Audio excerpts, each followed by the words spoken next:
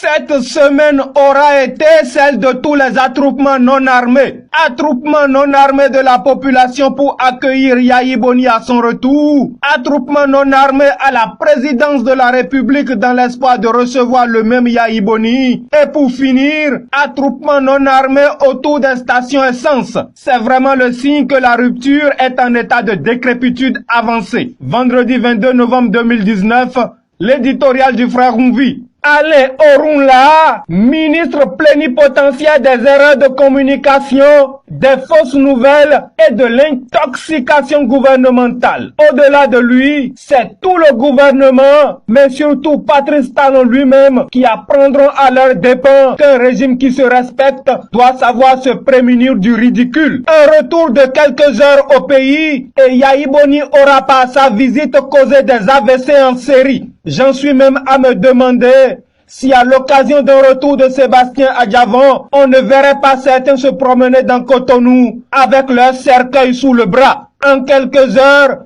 le lion de Tchaourou aura pu vérifier auprès de ses compatriotes que sa notoriété et sa popularité sont restées intactes. Yahya aura encore prouvé qu'il y a des terrains sur lesquels il demeure un professeur, donnant ses leçons à des élèves qui n'ont toujours pas compris qu'exercer le pouvoir est un savant dosage entre autorité, respect de la nation et amour du peuple. On peut dès lors légitimement se demander s'il y a au Bénin le moindre village, le plus petit quartier de ville où Talon Patrice en sa qualité de président ou même de simple citoyen pourrait être accueilli avec la même chaleur, le même enthousiasme, la même spontanéité. Je ne sais pas ce que vous en pensez, mais moi, Rumvi, je doute fort que cet endroit existe au Bénin, tant il est vrai que dans l'histoire de notre pays, aucun autre dirigeant n'aura à ce point été rejeté par le peuple souverain. Pour Talon Patrice, il ne sert donc à rien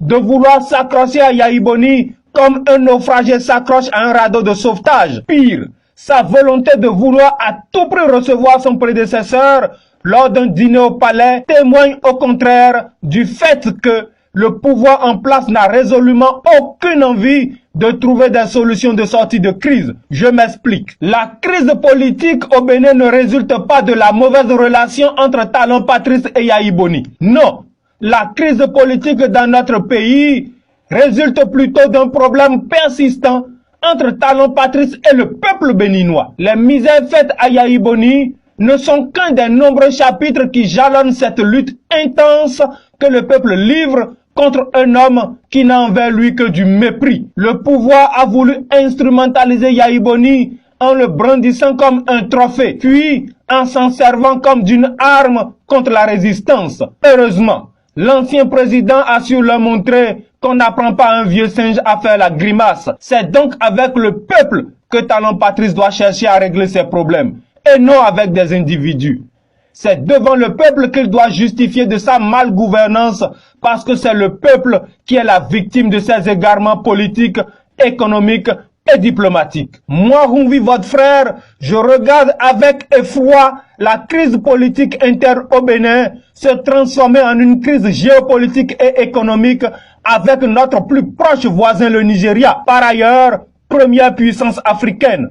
Dans sa folie, le régime de la rupture croit pouvoir traiter le Nigeria avec un mépris et une insolence comparables à celui dont il fait preuve face au peuple et à l'opposition béninoise. Compatriotes, mes frères, sachez-le, c'est cette arrogance qui vous vaut aujourd'hui d'acheter le litre d'essence à 1000 francs CFA le litre. Et si rien n'est fait, le calvaire risque de se prolonger. Nos concitoyens sinistrés par la fermeture de la frontière nigériane n'ont reçu jusqu'à ce jour aucune aide de ce gouvernement qui pourtant appelle le peuple à faire preuve de patriotisme. Par la faute de ce gouvernement, les transporteurs souffrent.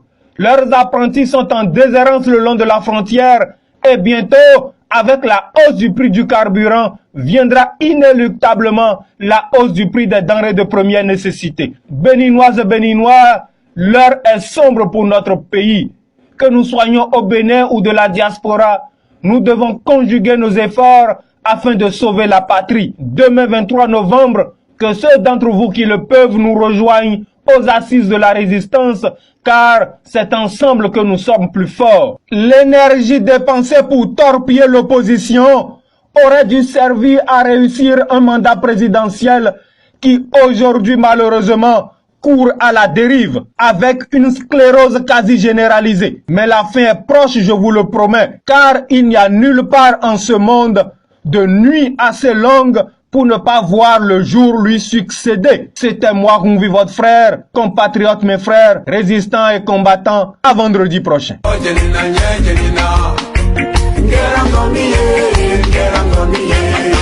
Y'en a qui pensent que j'aime pas leur leader. Ils ont raison, je préfère le peuple. Et d'autres pensent que je suis arrogant. Ils ont raison, le peuple est mon roi. Hey, Ngo Jelina, Jelina.